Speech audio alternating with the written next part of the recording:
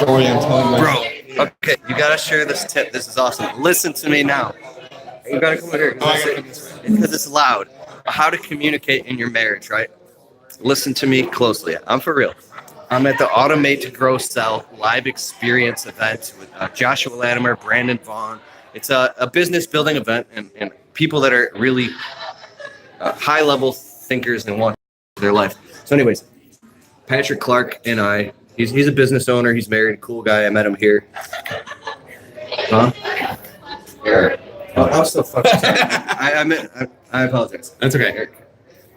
Sorry about that. It's been a big day. Big day. Big day. Okay. Sorry.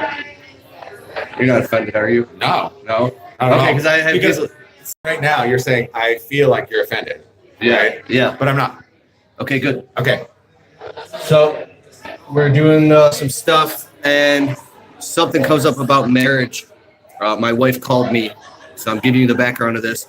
And I got off the phone with my wife, and I was like, it's interesting how this funny thing happens. Do you deal with that? And I was kind of fishing to see if he had an answer about communicate. And then you had an amazing answer about communication.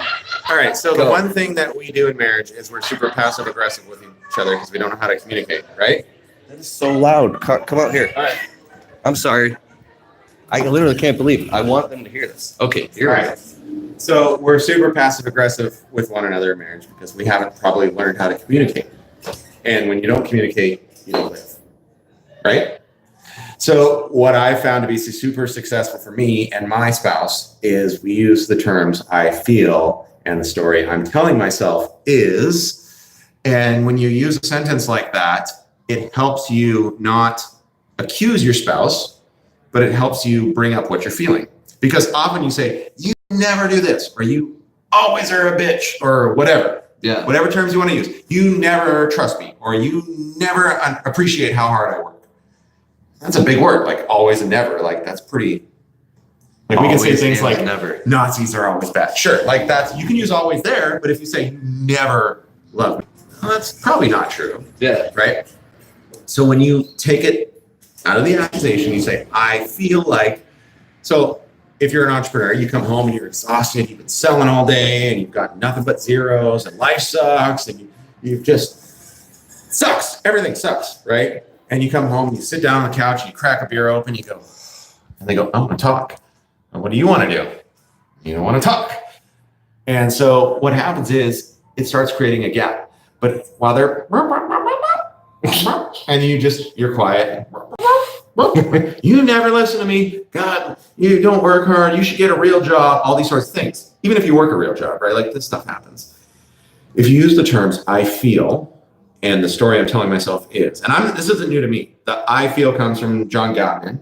Great marriage counseling stuff. Okay. And the story I'm telling myself is comes from Brene Brown. So you actually say to your spouse, I feel. Yeah. So I'll give you a thing. And the story I'm telling myself is you say this. So they actually get that, okay, this is what's going on in my mind when I'm saying how I feel. So what I would say is, I feel like you don't appreciate what I do for this family. Yeah. Because it's not an accusation. This is just how I feel, right? Yeah. You say like, I feel cold and they're sweating. And I feel like it's hot. Yeah. It's arbitrary. And the story I'm telling myself is, I'm working really hard and I will never do good enough to take care of this family. Now you have something to talk about. And she'll go, oh, well, you work so hard. I wish you would help here at home. You know, we have kids and all this sort of stuff. And you go, yeah, I'm really sorry. Like I can help with the kids, just saying something. Because the most important thing that we do is we keep the things that are most important to us hidden, right? Because it's really hard to talk about it, right? So quick question. This is if I said that to my wife, like, because I just shut down. And I'll start telling myself in the story in my head, just don't say shit. Yeah. If I don't say anything, it'll all go away. Right? And it just gets worse. So she's very good at saying, I feel like blah, blah, blah, blah, blah, blah, blah. She'll say all these things. And I'm like, that's not fucking true. I'm like, you feel like But here's the thing. She said, I feel. So it doesn't have to be true or not. It's not true. It's just how she feels in the moment. Yeah. So if I said, well, I feel, no, not like that. I feel like this. It's a non-aggressive.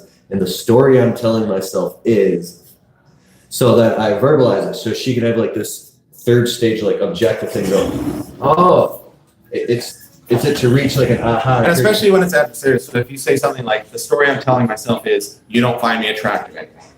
And they'll go, oh, like, no, I totally find you attractive. I just, when you piss all over the toilet seat, like that's really unattractive, right? Like that's a super practical example of that. But if you're not communicating, because we don't learn to communicate well, right? Like if you've ever heard Tony Robbins talk about blaming, right? He talks about you can blame or you can blame elegantly. You can communicate or you can communicate well.